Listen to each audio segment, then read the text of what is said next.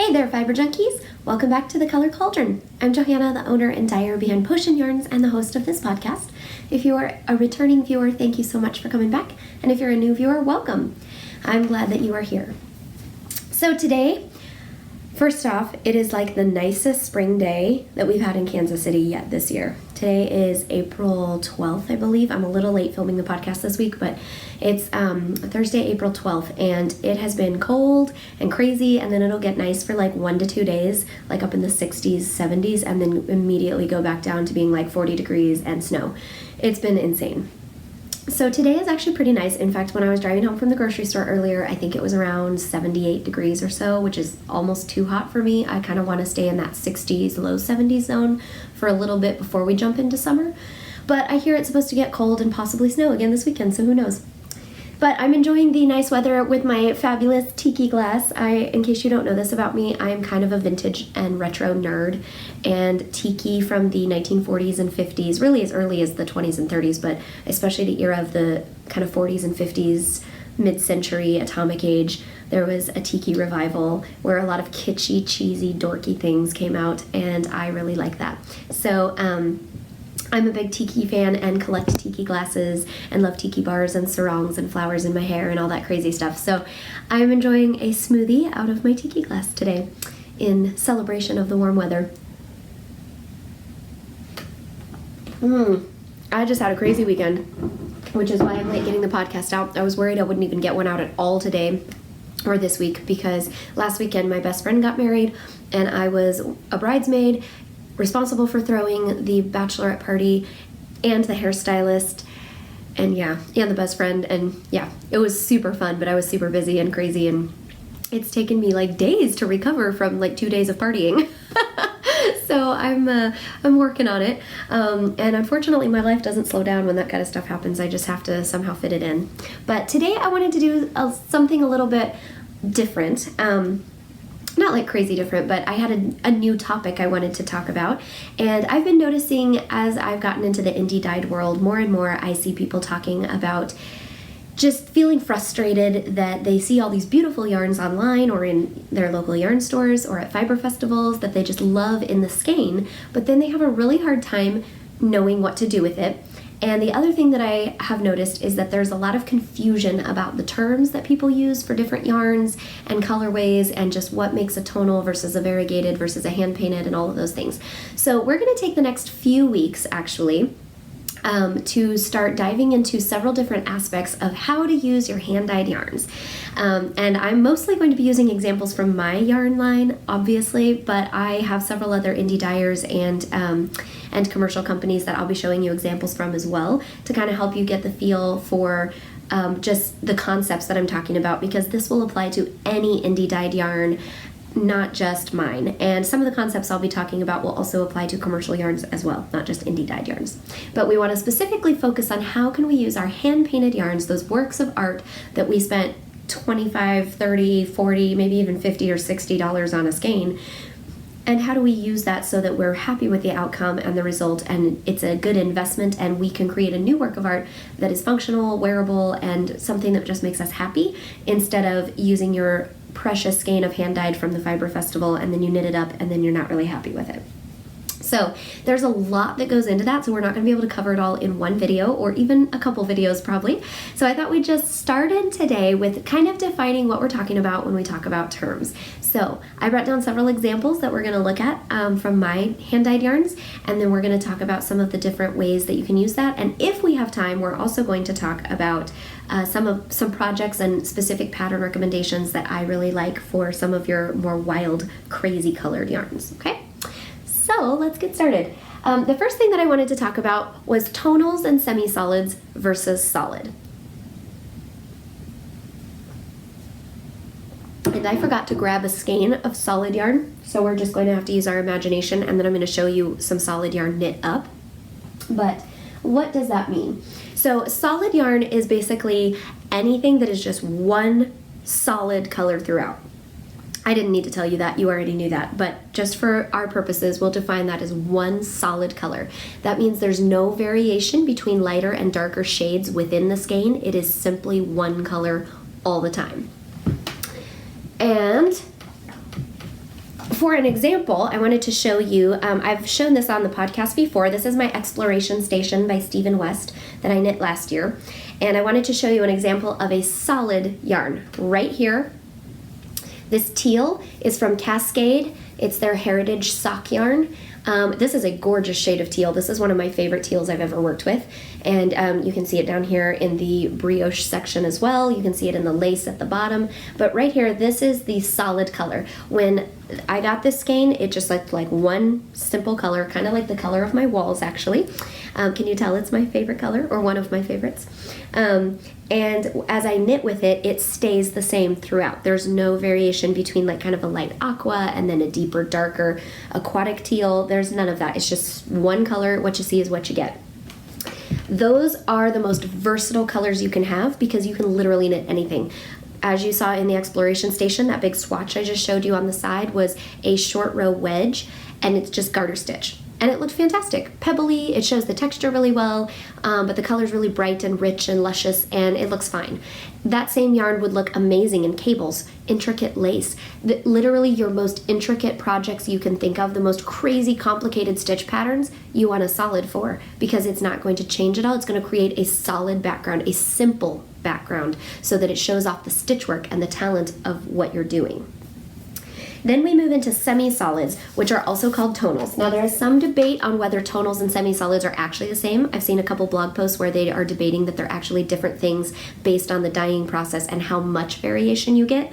But I personally use the term tonal and semi-solid as a catch-all phrase. To me, they're the same thing. This is an example from my shop called Milady's Boudoir. This was from the Jeeves and Wooster collection that I released back at the end of last year. And if you can see this, when I hold it up close, hopefully you can see that, there's a lot of variation in this skein. It goes from almost white in some spots where it's such a pale pink that it's almost white. And then as you travel down the skein, it changes to kind of a deeper pink to like kind of a soft Barbie pink. And then it has these flashes of kind of almost purpley grayish pink that's kind of a deeper shade. That is a semi-solid. It means that when you look at this, you think pink, right? It registers as pink, you use it as a pink. But if you look closely, you see that it goes from cotton candy, ballerina, almost not there pink, up to like a brighter pink, up to like a Barbie pink, and down into a deeper purpley pink that's really almost has more of a purplish cast, and is kind of smoky and almost not pink anymore because it's got so much purple and gray in it. That is the semi-solid. So it's all in the pink family, but it ranges from very, very light sheer pink to a deeper pink. And then I have a lot of other colors in my collection. I love doing tonals. Frankly, they're one of the most fun for me to dye because they're just so easy, and you just layer up lots of colors and you can get lots of shifts of color.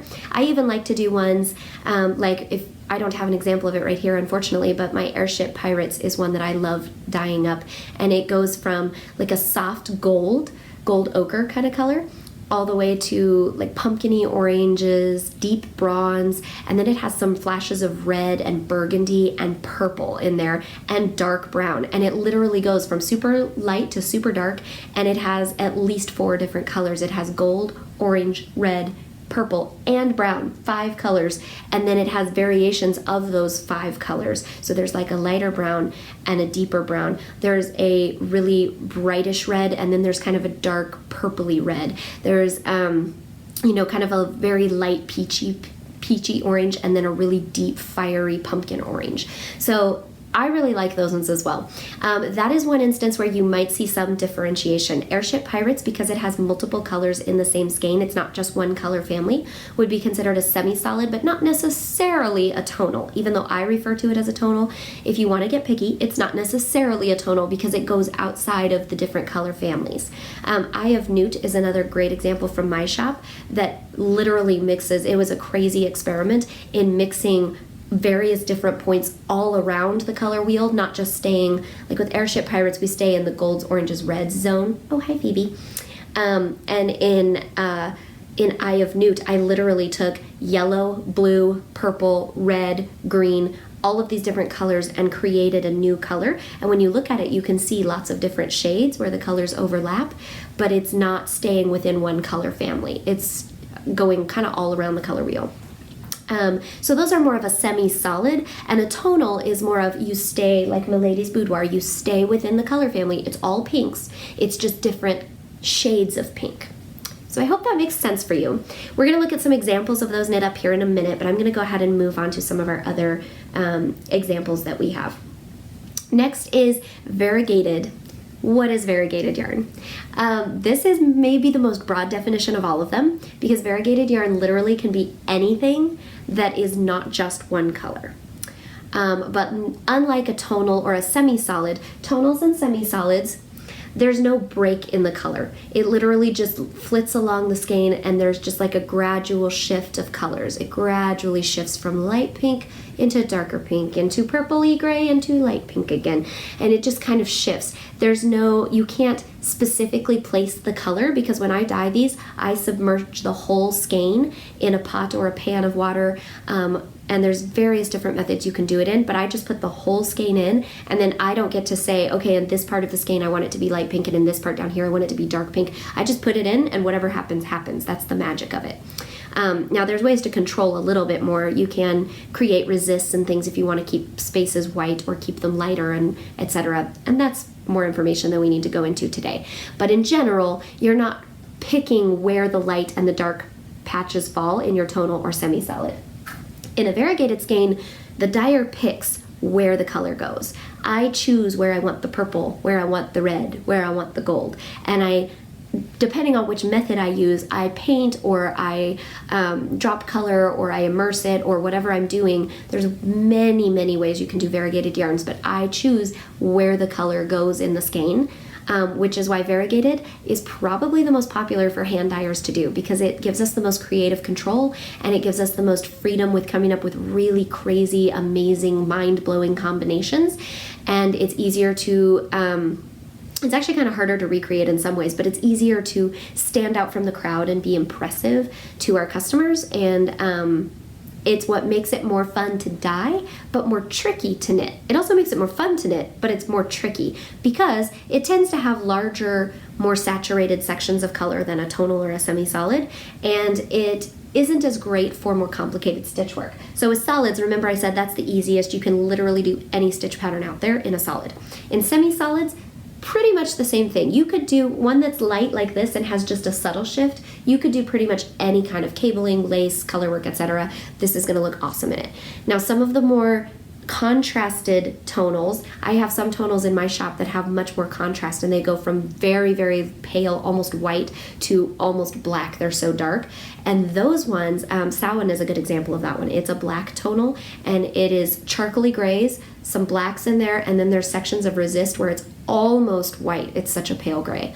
That one you do have to be careful with because of the darker color, and also because of the extreme change between the really light and the really dark. It's not great for really complicated lace or very tiny cables. It needs to be big fat cables, or it needs to be a simpler pattern. Slip stitches, stockinette garter, variations on knit and purl that aren't too tiny. Anytime you have a tiny shift, like a 1x1 cable or just like a crossed stitch, that's going to be too intricate for it to pick up on. So you're going to want to make sure that you have Phoebe is shedding, goodness. You're going to want to make sure that you have a bigger, fatter cable, or a more simple, larger section to work with, a simpler stitch to work with. So we'll talk about that more in upcoming podcasts, where I'm going to actually show you some swatches and show you how different yarns knit up as stockinette and garter compared with cabling, compared with lace, etc. So we'll do that on another episode. So stay tuned for that. But back to variegated. So while there are various different ways to do variegateds, there is a specific term that often gets used as a synonym for variegated, but isn't really a synonym, and that is hand-painted yarn. So you might see the term hand-painted or hand paints on a lot of websites these days, not just indie dyers either. Actually, a lot of commercial companies, when the indie dyed craze became very big about a decade or two ago, and it started getting very, very popular, a lot of commercial companies jumped on the bandwagon and said, well, we got to make some money from this, and they created hand-painted versions. Many of those aren't technically hand-painted, but they're hand-painted the way, like for instance, Malabrico is a hand-painted yarn company, but they do, they're a larger commercial grade company because they're very big, and they employ I don't even know how many hundreds or maybe thousands. I don't know how big Malabrigo is, but they're a larger company, and they're not considered an indie dyer because they're a bigger company with lots and lots of employees, and they train people in how to do it. And they do have variation between skein to skein because it is hand painted, but it is a larger commercial operation as opposed to a little cottage industry indie dyer like me. So they can technically do hand paints, and then there's hand painted with quotes around it, or hand paint like, or there are various different terms for some commercial companies that actually do factory dyed, commercially dyed processes where they're not actually hand painted, but it mimics the look of hand painted yarn. Knit Picks has a couple of these. Excuse me, I think Cascade and Barocco have a couple of these. There's a lot of different companies that have that. There is nothing wrong with that. It's not technically cheating because they usually will differentiate it from a true hand painted in some way. There's nothing wrong with that, and there's some beautiful yarns out there that carry those labels but are commercially hand painted rather than actually hand painted. But there's nothing wrong, it's just different. It will look different. And if you take a skein of like Knit Picks, I think it's their Hawthorne line maybe, or maybe it's Stroll Hand Paints, I don't remember, but Knit Picks has a couple that are supposed to mimic the look of hand painted yarn. And I know some of the other big companies do as well. And if you take a skein of one of those big commercial companies mimicking skeins, and then a skein of indie dyed hand painted yarn from me or one of the dyers on Etsy or Shopify that you like, you will definitely see a difference. There is literally no way a machine can reproduce what I do. That's why I like it, and that's why you guys like it, and why you're able to pay more money for a skein of my yarn than you would probably consider paying Knit Picks for one of their yarns. There's various different reasons why my yarn costs more, but one of them is that it is literally a unique work of art that I create each and every skein by hand myself in my dye kitchen just for you, and it's not something that any machine or any large-scale operation can reproduce. So, hand painted literally means you paint the colors by hand onto a skein. And there's, again, various different techniques for how you hand paint that, but that differs from some of my variegated colorways. I do a combination of hand painted and other variegated techniques, and I have multiple ones, and we're not going to go into all of those here. This isn't the time or place. But one of the ways that I like to dye it is what's called a low immersion dyeing, where it's in a pan over heat or a burner or something, and you apply the color, either dye solutions or direct dye powders, and you apply the color to the skein. And that is a different technique than when I hand paint and I lay it out and I either paint or dab on by hand with various different types of applicators the colors specifically. So I wanted to show you a couple variations on those from my shop and kind of show you what that looks like. This is I was Lord Kitchener's valet. This was a skein that I created last year for my 1960s collection. And this is an example of hand-painted yarn. I lay it out and I place the color exactly where I want it to go. So all of those purples and golds and teals were exactly placed where I wanted them to be.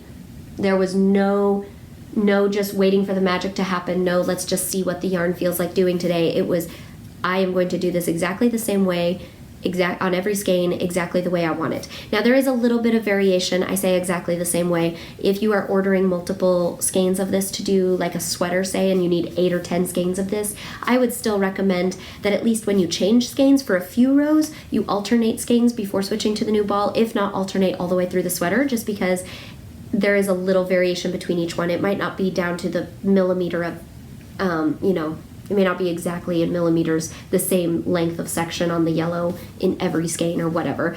But in general, it is going to be pretty close. And I choose exactly where I want it, and I paint it, and then I roll it up and steam it. These are really, really fun. They tend to be really bold. And if you look really closely, sorry, Phoebe, I got to push you out.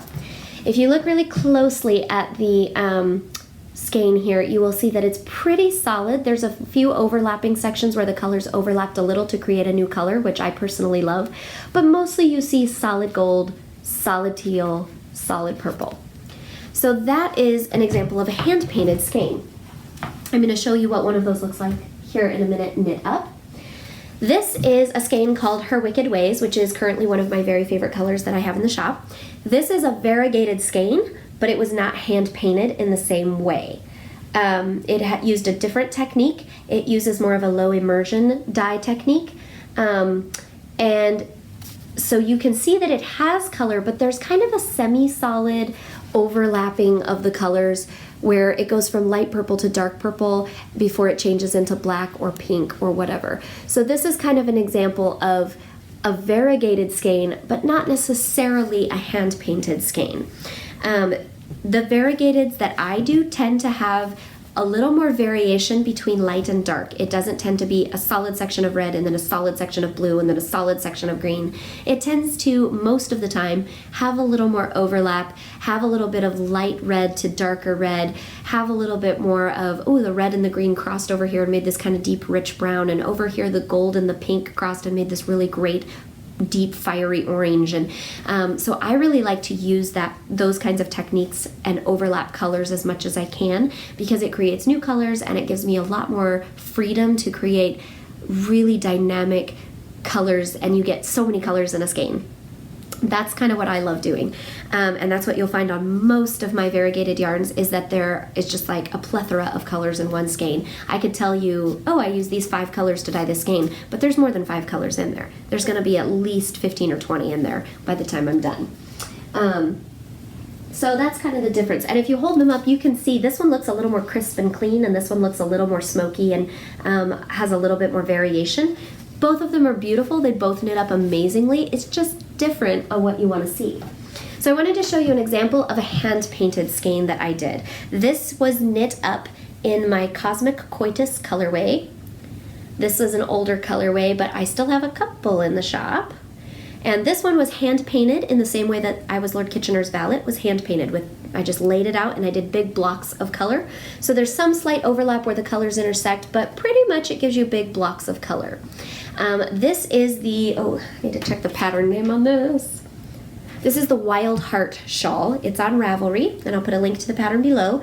This is a beautiful one for using. This is one of my favorite patterns when you want something more complicated and interesting than just a plain stockinette or garter kind of project. You want to have some lace, and you want something very like intricate and kind of lacy and pretty, but you still want to use a wild, bright. I picked the brightest yarn that I had in my stash at the time that I knit this last summer, and it was Cosmic Coitus. And I thought, what can I do to show people that these colors that look fantastic in the skein but are kind of scary in real life, how can I show people how this knits up? Because in the skein, it looks a lot like this. There's a big patch of acid green, there's a big patch of holy crap red, there's a big patch of teal, there's a huge patch of sapphire blue, and people would look at it and say, this is beautiful, but like, is that going to create like self-striping? Is that going to create pooling? Like, what does that do? Again, we're going to talk more about swatching and how to detect pooling and striping, etc. in another episode, not today, but I wanted to show you how this one knit up so you could get an idea for how the colors really look awesome. It's a super variegated color, but it still looks really good in simple lace like this. I love this really open work lace here. And you knit this on pretty large needles, so that helps as well. And then it has the garter sections where you can really see how the colors interact. And I really love this pattern. So that's the lovely Cosmic Coitus in the Wildheart shawl. And like I said, there are countless ways to do variegated. So just because I use maybe 5 or 6 different techniques in my skeins doesn't mean that there aren't 20 billion more out there. And every dyer is going to do it a little different. So I've even noticed with other dyers that I talk to, sometimes we'll end up realizing we use the same technique to create a certain look, and we still end up having wildly different interpretations of how we apply that technique. And so it's really, really fun because everyone kind of gets a personality that they start to have coming out in their yarns. Okay, let's move on to speckled yarns. That's the hot craze right now. Everybody loves speckled yarns, right? I know I do. Here's the funny thing. When speckled yarns, I shouldn't say when speckled yarns first came out. I actually don't know when speckled yarns first came out. I know they're relative newcomers on the scene, but when I personally first encountered speckled yarns several years ago, before I was dyeing yarn, I was like, what? I don't get the big deal. Like, it looks kind of cool, but I don't know why you'd want to knit with it, and I don't know what you could do. And to be perfectly honest, at the time that I first encountered speckled yarns, I was really going through a phase of fast growth in my knitting talent. So as a knitter, I I was approaching every big, complicated, scary technique and project I could, just trying to learn and practice as many crazy out there things as I could, because I wanted to be an advanced knitter and I wanted to not be scared by any pattern and be able to take on intarsia, Fair Isle, cabling, literally everything, designing my own patterns. I didn't want there to be anything I was scared to try. It doesn't mean I've tried it all. I'm still discovering new techniques, but I was going through rapid growth at the time, and so I was doing very intricate patterns, really, really complicated lace and cables, really complicated traveling stitches, and huge long charts where you have to spread out 4 pages of charts to even get across one round of your sweater or whatever. And so I was like, speckled yarns are going to slow me down. They're not going to look as good. I just don't feel like they're going to interpret those kinds of patterns well, which probably they wouldn't. So I just didn't bother with them for a while. And it was years later before I finally tried my first speckled skein from Madeline Tosh. And I liked it, but it was like super bright neon colors, and it wasn't really my thing at the time. And I was like, it's fun, but it's like, in very limited doses. I don't know if I'd want to do this all the time. Well, then I started dyeing yarn almost 2 years ago. It's crazy that it's only been 2 years, but it was almost 2 years ago. This month, actually, 2 years ago, I think that I started. And I started dyeing yarn, and speckles were the bane of my existence. And I could not get them no matter what I did. I took a dyeing class even where we talked about more than just that, but one of the things we learned was speckles. And for the life of me, I could not get it. And I finally realized after trying many different techniques that the techniques that the teacher was using in that class were just personally not going to work for me. She creates amazing effects with hers. Several of the other students use her techniques and they create amazing results, and mine just always looked kind of terrible. And then the few I got that looked good, I could never recreate. So it was very, very hard for me. So I ended up developing some of my own techniques from there and trying out lots of different things. And I'm still always trying new things, but I found a couple techniques I really like for speckles. So then once I learned that, I got obsessed because they're so fun to dye. They are like the most fun. I think speckles are my very favorite thing to dye, which is crazy because I love all of it, but it's my favorite. And then I started knitting with them to knit up samples to show people what they do. And now I'm full on obsessed. My favorite kind of yarn to knit with, to dye, to purchase, to own, to be gifted, everything is speckled yarn. So every time someone says it's just a fad and it won't be here tomorrow, I'm like, we'll see. Joke's on you though, because every indie dyer I know loves it. So we'll see. But I wanted to show you some speckled yarns that I have in my shop. So the first one is called Groom Your Pom Pom.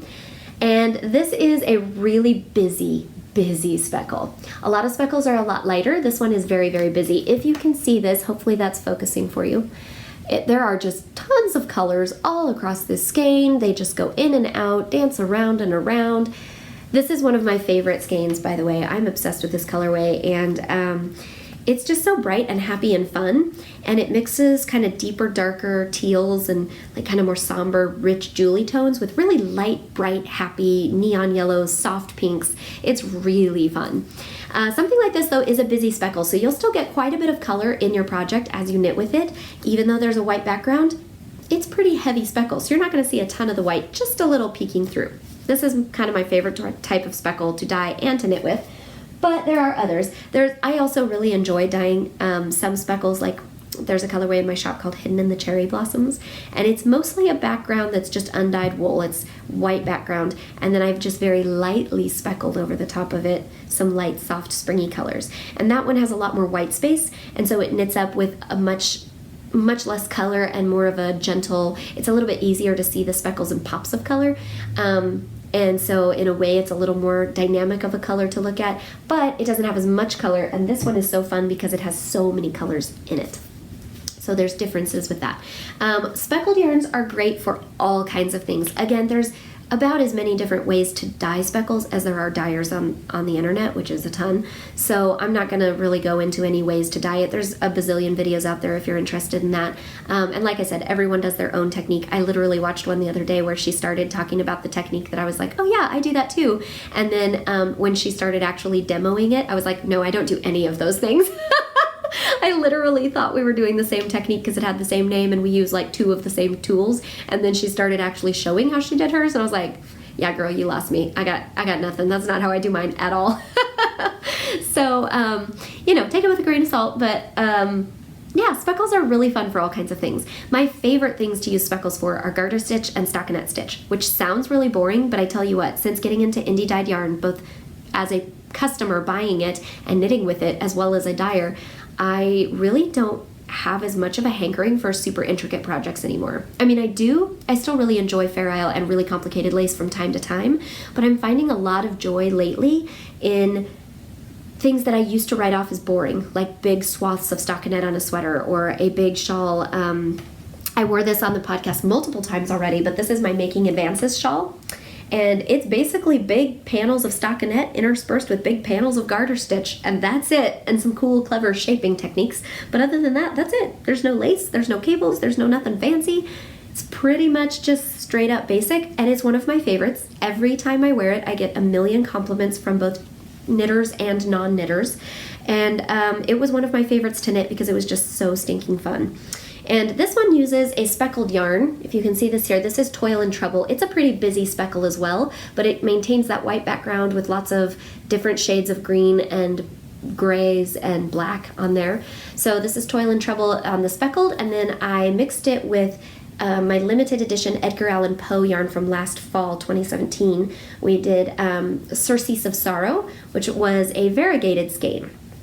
And that was another one of those variegated ones where it just has lots of different colors and it creates this really amazing shift of colors. I don't know if you can see this up here, how beautiful this shift of colors is, but I just love how it goes from the green to the grays to the black to more greens and creates all these different tones in there. It's really beautiful. So, yeah, speckles are good for pretty much anything though. I would say super intricate things you'd have to swatch it. Sometimes it works great on super intricate lace. Other times I look at it and I'm like, wow, that was gross. I have noticed the more busy speckles are not as good. If you've been watching the podcast for a while, a few weeks ago, probably over a month ago, I showed a swatch I was knitting for a sweater. I was going to do the, oh gosh, I suddenly forgot the name. I think it's called I Am Groot cardigan. But I was going to do this cardigan, and it's like mostly stockinette, but it has this big wide cable panel with these tiny little cable twists up the back. And so I wanted to knit it in my Swamp Witch colorway, which is a tonal that then has been speckled over the top. It's very busy colorway. So I knit up a swatch, and thank God I did because it looked terrible, and the crazy speckles totally obscured the stitch pattern. You couldn't see the cables at all. So I saved myself from knitting a whole sweater in that, and I changed my pattern and have been knitting the Armand cardigan, which I will show probably in the next couple weeks because I'm almost done, but not quite. And that one is just a plain stockinette. There's no fancy stitch work on it at all. It just, the cool things come in the big ribbed collar and the pockets, and it's just a good basic cardigan. And that's perfect because it shows off the variation of colors so beautifully, but there's no intricate stitches to distract from the color work and vice versa. So you want to be careful with speckled. Always swatch in my opinion. But it really just kind of depends. And again, we'll do more about how to pick projects for your specific yarn in another video. I just wanted to show you a couple more examples of some of the things I have knit up, and then there's one other type of yarn we need to talk about. Well, two, but only one I'm going to show. So this is the Breathing Space cardigan, or not cardigan, sorry, pullover. It's like a tunic for me. It looks very fat and boxy on here, but it actually is very slimming when I have it on. And the top section you can see is knit in a tonal from my shop called Ill Met by Moonlight. And then the bottom section, you stripe that tonal with a very busy speckle, but a speckled yarn called What Fools These Mortals Be. Both of these yarns were in the very first collection I released when I was a brand new shop over a year ago, my Midsummer Night's Dream collection. I had both of these in there. So this is a really great way to use busy yarns as well. Can I just say, stripes are one of my favorite things to use busy yarns. And if you have a really busy yarn like this busy speckle that you're like, I love that, but it's just a little overwhelming, I kind of get like epilepsy when I look at it, one of the ways that you can really calm that down is to stripe it or mix color block panels with a tonal or solid that is going to be very calming and much less busy. So having a semi-solid like this mixed with a busy speckle or variegated really calms that yarn down and grounds it so that you can see the intricacy of the beautiful stitch work, but you don't get lost by the busyness because it's grounded by these stripes of the kind of navy and gray tonal. So that's a really great example as well. And then there's one other one I wanted to show you. This is a cowl I knit a while ago when I very first opened my shop. Actually, before I was even open for business, I did this variegated colorway, and it was just a one of a kind, so I can't ever reproduce it. But it looked pretty in the skein, but kind of like pretty, but kind of messy. I don't know how these colors are going to end up. I had no idea. So I picked this cowl pattern, which, let me see if I can pronounce this accurately. It's very difficult to say. It's the Metopsilus Porcellus or Porcellus. Metopsilus Porcellus cowl by Hunter Hammerson. It's in her Knitter's Curiosity Cabinet Volume 2. And it's a short little cowl, but it just uses this very, very open work lace with little garter I think they're actually stockinette triangles, but it uses very simple stitches. It's not a hard pattern at all, and you use drop stitches here, so you like wrap the yarn 3 times for every stitch, and then on the next round you drop it out, so it creates this big open work. And this is a really great way. As you can see, it has a lot of busy colorway going on, but because the lace is very simple and you have those big open holes and then these sections of stockinette that just kind of ground it, it's not too busy. It's really, really beautiful, and that's another one I absolutely love. Okay, so one other type of yarn, technically 2. The next one I'm going to just mention, but I don't have an example for you because I don't dye this type of yarn ever, so don't even ask. And I don't knit with it very often. I think I have a couple skeins in my stash, but I honestly don't knit with it that often. And that is self-striping yarn. Self-striping or self-patterning yarn, because sometimes it makes patterns that aren't necessarily stripes. But self-striping or self-patterning yarn is, like it sounds, it's yarn that is dyed specifically to create a certain pattern or stripe effect. Usually these are sock yarns, and they are usually dyed to go off of a set number of centimeters or inches, so that when you knit a sock, it creates stripes. And if you knit a cowl, it might make thinner stripes, or if it's a longer cowl, it might not even make a stripe because it was designed to go with socks. They're usually chosen for a specific gauge or a specific project or something like that, and then as long as you knit within that gauge range, you will get stripes or the pattern. And then of course if you deviate from that, you create other things, which can be a really fun design technique, so it's definitely worth swatching, but it's something to be aware of, that they are dyed specifically to create the pattern within a certain gauge range. So if you go outside of that, no guarantees. These can be really fun. They're mostly great for socks, like I said, but there's other uses for them as well, especially if you're willing to go outside the gauge range and just see what happens and play around. But they're really fun because you don't have to carry multiple colors. You don't have to do intricate stitch work. I was given one time that was a self-patterning yarn that someone gave me for Christmas. I think my mother-in-law gave it to me. And I knit socks from it, and there were big wide stripes and then skinny little stripes, and then every like third or fourth stripe there was a section that mimicked Fair Isle. So it would have, like, as you knit it, it would look almost like little Peary patterns, which are those tiny little patterns of like 3 or 4 stitches where there's like little dots of color that create kind of a shape or an outline or an undulating wave. But I never had to use multiple colors. It was literally just one ball of yarn, and I just knit stockinette in the round, and it created this really cool effect. So they're really fun, especially if you are intimidated by Fair Isle or you're wanting to create the look but you don't want to have to deal with learning it and deal with all the yarn and all those tails to weave in and everything else. It can be a really great option for that. But like I said, I don't dye it. The reason I don't dye it is because to do self-striping yarn well, you have to be very precise. And my art flows best, and I am at my most creative and my most happy, and I get the best results when I don't try to control the process too much. Even with my repeatable colorways, I take copious notes and I'm very careful, and if I'm not sure that I can get it almost exactly, then I just won't even bother. I will just say that's a one of a kind, can't get it again. And I try to be very, very careful with that because I know that you guys want to know that you can count on the right colorways and everything. So I don't do self-striping because you have to be like a Nazi about getting it exactly. You have to measure exactly. You have to place the color exactly. If you dribble a little color outside the line, oops, it's no longer good and you have to sell it as an oopsie.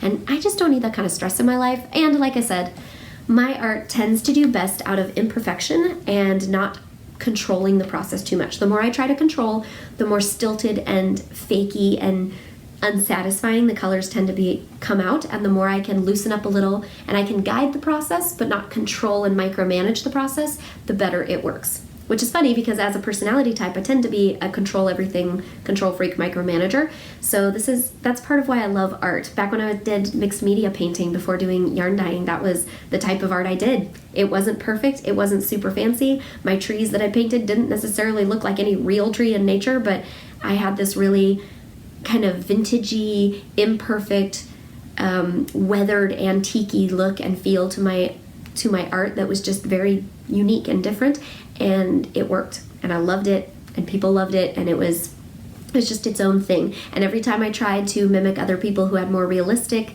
art forms or cleaner lines and everything else, it just never was satisfying for me, and nobody else liked it and wouldn't buy it anyways. So so I don't do self-striping yarns, but if you want some, I can tell you where you can go find some absolutely great self-striping yarns. You can Google it and find tons of dyers out there who do beautiful, beautiful work. And I'm going to go buy some soon too, because I was thinking the other day, I haven't worked with self-striping yarn in years, and I kind of miss it. It's really fun for just a simple, easy sock project or a cool pattern like a cowl. So there's one other type of yarn that I'm going to show you though, and I do not have a skein of it because, again, I don't dye this type of yarn in my shop. I'm not going to say I never will, but I don't currently. And that is ombre or gradient yarn. Ombre or gradient yarn, as you probably know, is like it sounds. It goes from one color through the different, it gradually fades into a lighter color from dark, or from light into dark, or back again. And here is a project that I was given that uses an ombre yarn. I believe this is a Knit Picks yarn, and I'm sorry I do not know the colorway name or I think it's the Chroma from Knit Picks, but I'm not sure about that because this was a gift and she didn't tell me what yarn she used, but my sister gifted me this shawl that she did, or excuse me, this scarf that she made for me. So as you can see, it starts with kind of this deep dark purpley color, and then it goes into a dark pretty jewel pink, and then into lighter pinks, and then in this corally peach, and then into barely there pink, almost beigey grayish, and then it goes back into a little bit darker, a little bit darker, a little bit darker. So it goes from dark into light, back into dark. And the fade is gradual, so there's no striping, and it's really just a zen, beautiful, relaxing kind of thing to knit with or to look at ombre yarns. Again, dyeing them is not super easy, and so if you find a hand dyer that does a beautiful gradient, be loyal and snap them up, because it's hard to get them to look really great, and it's especially hard if you're doing a larger project like a sweater to get them recreated from skein to skein. So if you find somebody good, stick with them and tell me who they are, because I don't do gradients and sometimes I like to knit with them. Okay. So those are the types of yarn I wanted to go over and show you examples of, talk about the terms. There's probably more terms out there that you could find. So if you get confused, I mean, I can't speak for other dyers, but if you are ever confused, if you see a term that you don't recognize on a website or on a blog or something, and you want to know if I dyed that type of yarn, you can feel free to send me a message and ask about it, or you can feel free to say, can you clarify? I bought a skein of your yarn, it looks like this. What kind of yarn is this? Is this a speckle or a variegated? And different things like that. Oh, and I did also want to talk to you about hybrids really quickly before we wrap up. So one of my personal favorite things to do is to create hybrid skeins. And you'll find a lot of hybrids at Potion Yarns. And to me, what I mean when I say a hybrid is I take multiple techniques and I combine them in one skein. So instead of doing a tonal or a speckled or a variegated, I might combine a variegated and a speckled, or a variegated and a tonal, or a tonal and a speckled. And so I do a lot of different types like that where I use crossovers. And again, there's countless techniques, and when you're doing crossovers, sometimes you change the techniques a little bit, sometimes you don't. It just kind of depends. But I have a couple examples I want to show you. The first one is, this is technically a hybrid, but I still consider it just a speckle, and most dyers would just call this a speckle. This is a new colorway that came out that was the result of an oopsie. I was dyeing up some of my brass goggles colorway, which is a really great antique gold in my shop that I've had since the very beginning of Potion Yarns. It was one of the first colorways in my shop. And I misread my recipe because I was tired and it was the end of the day, and I put way too much antique grello-y color. I don't know what to call it exactly. I put way too much of my antique glazes that I usually do on the last couple rounds of the thing in there, and so my skeins all came out with this very sickly look, like it was just too much of a good thing, and they turned kind of sickly, and I thought, oh god, I've totally ruined it. So I quickly thought, what can I do to fix this? And I kind of liked the base color, but it was just too much on its own, so I threw it back in the pot, speckled a couple colors over it, and voila! One of my very favorite colorways emerged. This is called Lord Kelvin's Machine, and as you see, it has a tonal background that goes through various different shades of gold, mossy greens, and brown, and then it is speckled with browns and oranges and greens over the top, creating this really, really beautiful steampunk skein. Again, I would just refer to this as a speckle, but it's technically a mix of tonal and speckle. And then This was the March Club colorway. I do yarn clubs, and every month there is an exclusive colorway that is only available in the club. I do sometimes bring back retired club colorways, but it will be at least 6 months to a year down the road. Usually it's at least a year or more before it comes back out. So currently this is not available because it was the March colorway, and this one's mine. So I'm going to knit with this, but it may show up in the shop in future years, but it won't be back for a while. But this is called Infernal Devices, and this one is a hybrid skein that I wanted to show you because it mixes a semi-solid and a speckle within the skein. So there are sections like this that are technically a semi-solid tonal. They could be considered variegated because this one has so much variegation, but it's really kind of a semi-solid. And there's a big section of that. And then you have big sections where I left the white background and I just speckled the heck out of this thing. So it's got tons of color, but it's a white background. And then as you go around the skein, then you'll run into more sections again where it's gonna be variegated, or the semi-solid, like that. So this is a really nice hybrid skein because it mixes kind of both. You get a little bit of everything. And this is Wicked, which is another one of my very first colorways. It's a little low on stock in the shop right now, but I'm hoping to bring some more back in maybe later in the summer or probably next fall. But this one is beautiful because it's a variegated skein, but because I use lots of layers of color, I glaze over the top of it and create a deeper, richer skein at the end than I had at the beginning. But this one is variegated even though the colors are more muted because it's still created in the same way that like her Wicked Ways is created, where it's got more blocks of color. It just shifts from light to dark within that block. So it'll be like a light, like this one has some green in it here. So it'll go from like super light green into kind of a deeper, darker green into a super bright into a lighter green again. And then I glaze the whole thing at the end to kind of give it that antique-y, grungy, darker feel.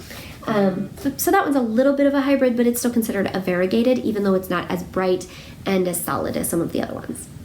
So I hope that really helps. I know this was a little bit longer episode today, but I really wanted to get that information out to you as quickly as possible. I've actually been planning this series where we're going to talk about reading your hand-dyed yarns and how to use them correctly for some time now. And I have just been so busy the last couple weeks I haven't had time to swatch and pick out colorways and do some of the background work that I need to do. So I'm working on doing that. I'm hoping that we'll continue with this next week, but we might take a week off to look at some other stuff and then come back to it if I need more time to do my homework. I have a super busy spring right now, you guys. It's just insane. So I gotta get my homework done for the podcast. But I'm really hoping that this helps clear up some confusion because I know that at shows that I'm at or talking to customers online, seeing things on social media, I see a lot of confusion about the terms that dyers are using. And while I'm sure that not everyone would agree with me on all of the definitions I gave, so if you have something else, I'm not saying you're wrong, it's just different ways of looking at it, but I'm hoping that this will help you to understand a little bit more of where I'm coming from and why I call things the things that I do. And I'm finding that most of the terms I use are pretty widely used throughout the indie dyer community, especially in the United States and the UK. But there are going to be some differentiations, especially from country to country, but also even just from dyer to dyer. So don't ever hesitate. Most, if not all, indie dyers and any of the ones who are any good and are going to be doing this long term for more than a couple years, any of us that are really in it and love it and are really good at our jobs, we're not going to be upset if you are confused and you just say, hey, I'm really confused about this yarn. This pattern I'm using says it works best with a tonal yarn. What would you consider a tonal in your shop? Can you help me pick out a tonal yarn that would work for this? Some dyers won't have the time to help you pick out an actual colorway, but they can at least guide you towards, oh, tonal yarns are ones like this in my shop, or I don't do that actually. Here's a dyer that does that much better than me. I focus on self-striping, or whatever it is. So don't be afraid to ask. Always, always ask. And don't be afraid to just use your eyes and look at the skein. Does it look like it's been hand painted? Does it look like it's a very subtle shift where you can't really tell the sections of color? It just kind of shifts quickly and gracefully from color to color. I'm hoping that this will help you get more confidence in just looking at yarns and knowing yourself without having to go and ask, because at the end of the day, it doesn't matter what you call it, it's what you do with it that matters. And we'll talk more about that in upcoming episodes when we look at swatches and we talk about how to pick out stitch patterns or how to pick out colors and how to mix different colors. So we've got a lot of exciting things coming. So thank you guys for joining me today. I really hope that was helpful, and I can't wait to see you guys back to talk more about cool, exciting projects. And I'm about to finish up 2 big projects right now, so hopefully in the next week or 2 I will have some finished items that I can show you, because I have been working like crazy on a couple very large projects that turned out larger than I expected. So I can't wait to show you those too. But it's time to cast off for today. Love you.